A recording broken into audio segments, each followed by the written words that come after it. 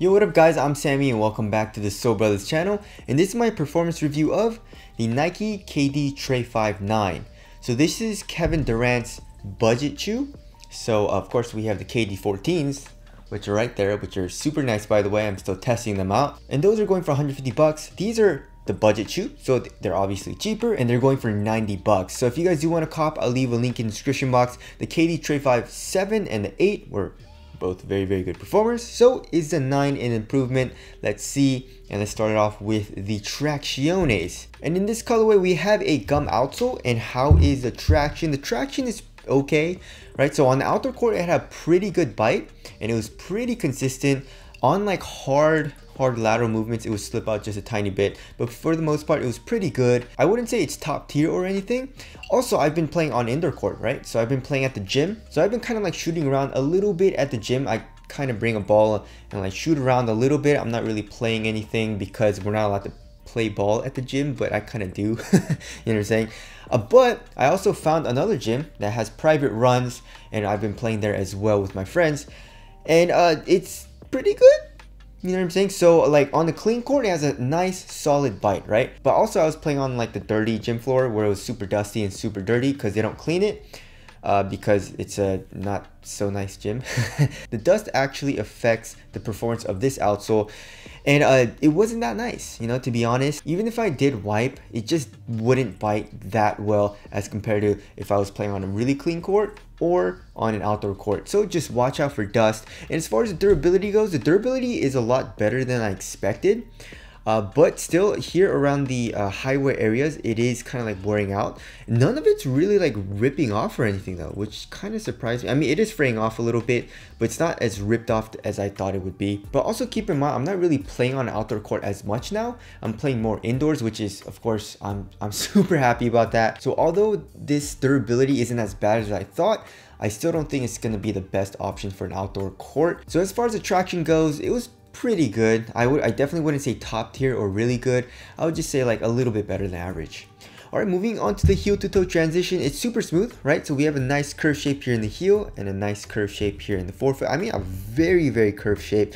You put a little bit of weight here, just goes forward, and you have a good amount of forefoot flex. So running down the court, super smooth. I mean, usually budget shoes, I mean, they have good heel to toe transition, especially from Nike, because they just make a very curved shape and they have a very flexible forefoot as well.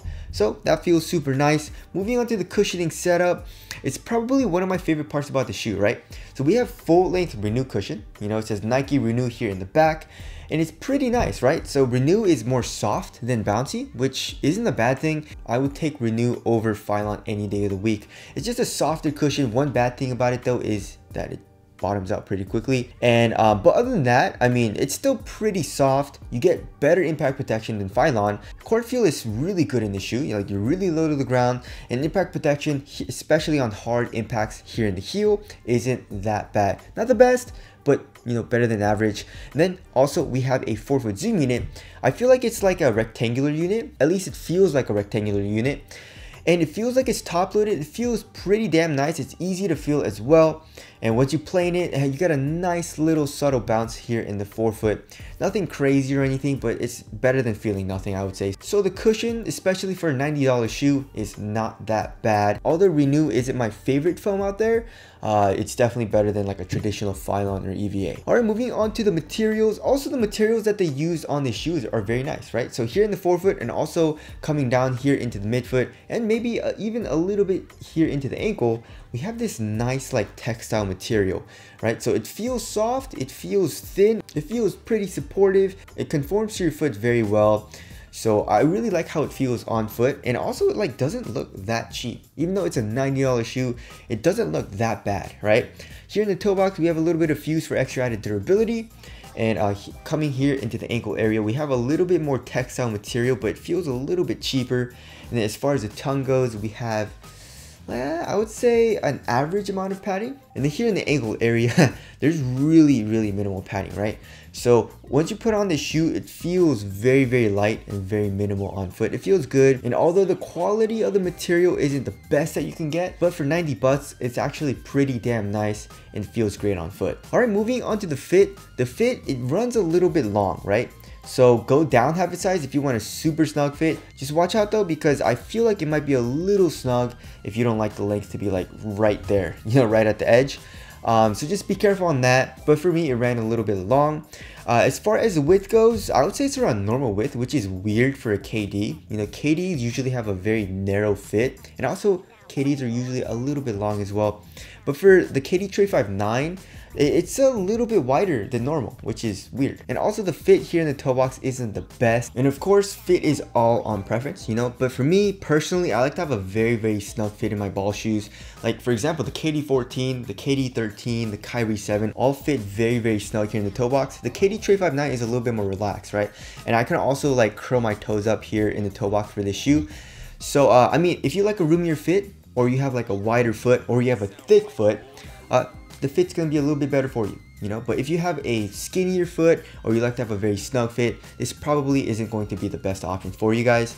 Also, another thing that I noticed is that there is a little bit of space like right here in the heel, and we'll get to that a little bit in heel slippage as well. And I feel like that's because of the lack of foam here in the ankle area, right? So if you look at like the Zoom Freak 2, the Zoom Freak 2 has a lot of like padding here on top of the ankle, which gives you better heel lockdown and also better fit for the heel, right? But then in the KD TREY 5.9, there's really no padding at all. I mean, there's very minimal padding, I guess, on top of the ankle a little bit, but also like it doesn't help with the fit. So I felt it being a little roomy here in the heel, which is very weird. This shoe is very easy to put on though. We have a high heel tab here in the back. And also moving on to support and lockdown. So support and lockdown, I didn't really have any issues, right? So for lateral containment, here in the forefoot, I was actually pretty good. You know, I felt the material stretching out just a little bit, like my foot hitting this material, but I felt it secured, and I didn't really have any problems with it. I feel like if you're a little bit heavier, I'm a light guy, you might feel your foot coming out of the footpad a little bit more, but I still feel like you'll be okay. And then here in the heel, we have the foam coming up with this like little disc thing. It's like a piece of rubber, and also an internal TPU heel counter. So lateral containment, I was good. I didn't really have any issues with that. And as far as lateral stability goes, I was also good, you know. So we have a little bit of the foam and also the little bit of the outsole protruding out here in the forefoot. So I felt laterally stable. So support and lockdown was adequate for me. If you're a bigger dude, like I mentioned, it's probably not going to be the best for support, but it shouldn't be a huge problem. All right, moving on to the weight of the shoe. I feel like it was like, what, 11 ounces or something? 10, 11 ounces? Yeah, so 10.72 ounces. And this shoe definitely feels light. So this shoe is 90 bucks, and it kind of feels a little cheap light. So the materials, like I mentioned, are very thin. There's an extremely little amount of padding here in the ankle area as well as the tongue. And as you guys all know, Renew is just a very light foam compound. So overall, this shoe feels extremely light and extremely minimal when you're playing in it. I did feel pretty quick playing in it though, but for me personally, I mean, like the fit wasn't the best, and also I had a little bit of heel slippage. I mean, okay, it wasn't heel slippage, but like my heel just didn't feel locked down. So because of those things, and also the traction just not being like top tier, I didn't feel as quick as I would maybe in like the KD 14 or like the Nike Zoom GT Cut or the Curry 8, you know? So like in those other shoes, I feel really quick and very light on my feet.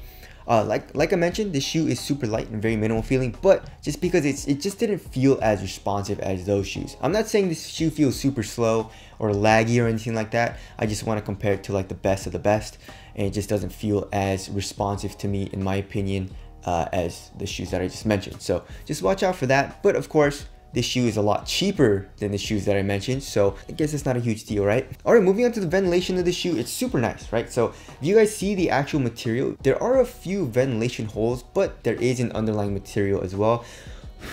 So when you blow through it, there is a little bit of airflow through this material, and also this material is super thin, so it doesn't retain heat that well. So this shoe has pretty good ventilation. All right, moving on to the aesthetics. I love it. You know, this shoe looks dope. There are some really cool colorways out as well. And yeah, man, whoever's designing the KD TREY line, they've been doing very well for the past couple of models, so good job on them.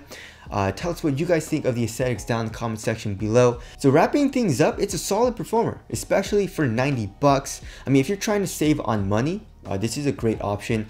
It's not a top tier performer, but I would say it's pretty damn nice. So if you're a guard and you're looking for a pretty quick shoe, That's like pretty responsive. I mean, like not the best and like most responsive shoes like I mentioned, but still pretty responsive. This is a great option. But other than that, I enjoyed playing the shoe. Definitely not my favorite, and I don't think it's gonna be in my rotation that heavily. But you know, it wasn't that bad. So anyways, that about wraps up this review. Again, if you guys do want to cop this shoe, I'll leave a link in the description box. But that's it. Thank you guys for watching, and I'll see you guys in the next one.